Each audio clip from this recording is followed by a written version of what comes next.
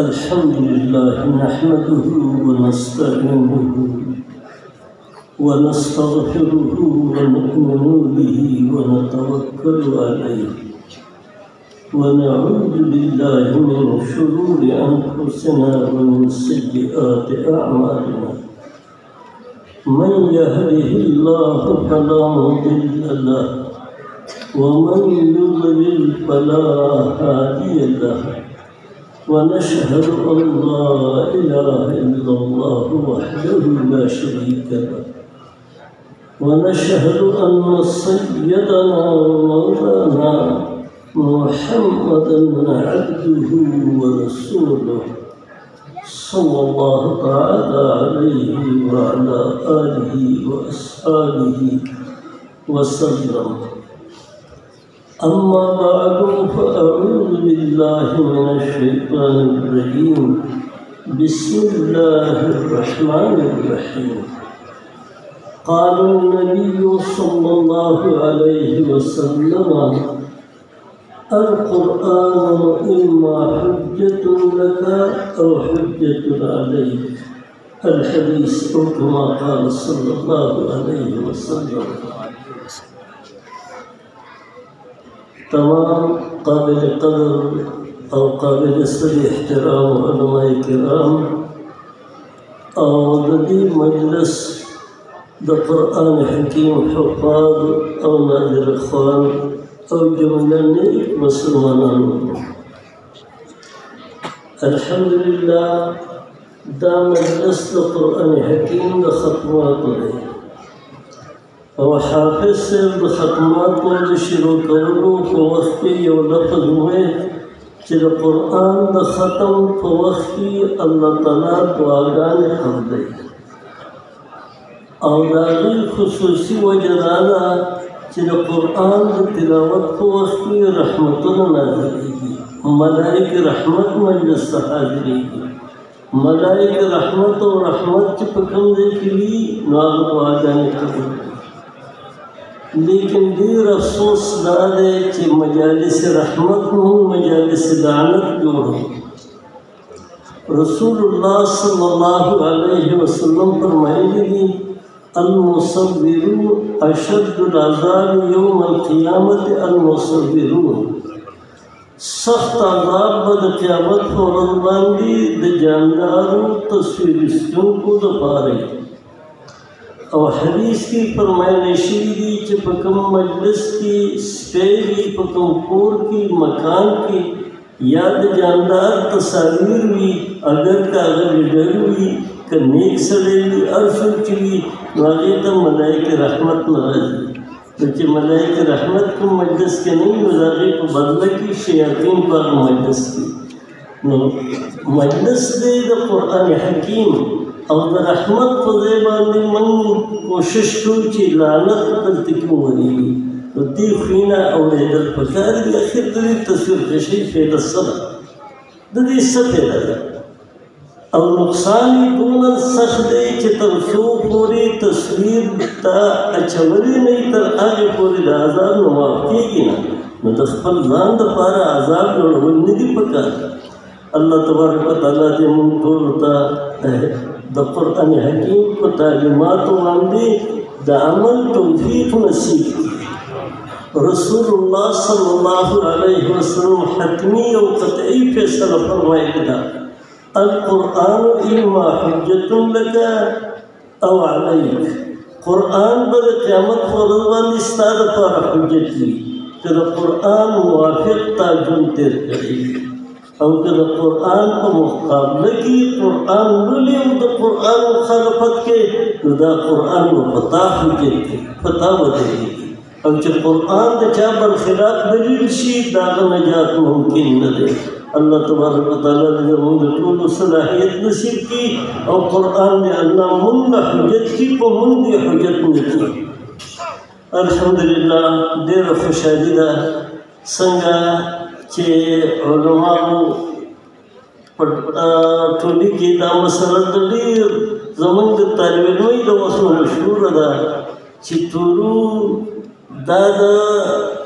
علماء او د علم په لحاظ باندې داسې علمي کلی دی لکه څنګه چې بخارا د مقدس محدثینو او د فقهاو کلی او په دې کې الحمدلله ډېر لوی علما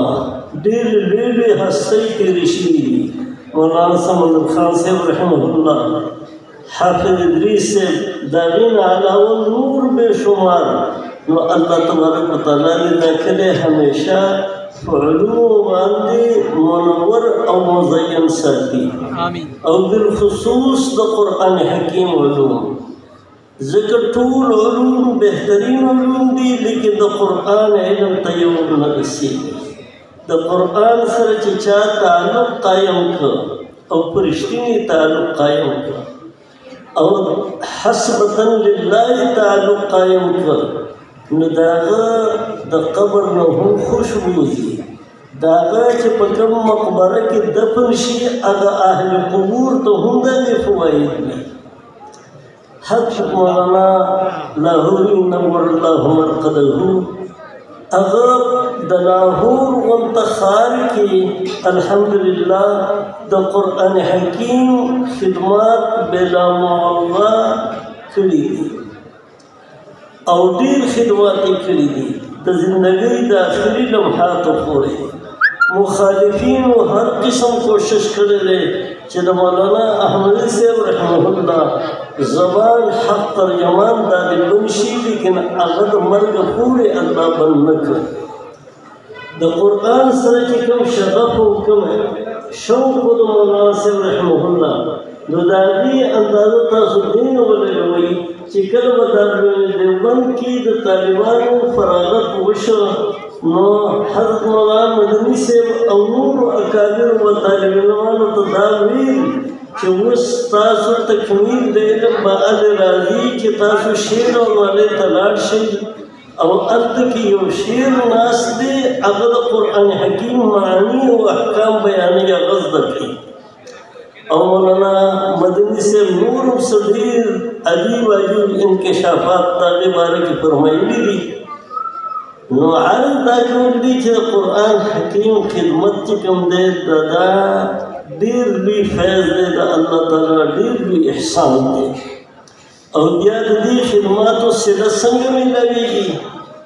مولانا مرحوم چې لاهور ته راځي نو هغه د دهلي نه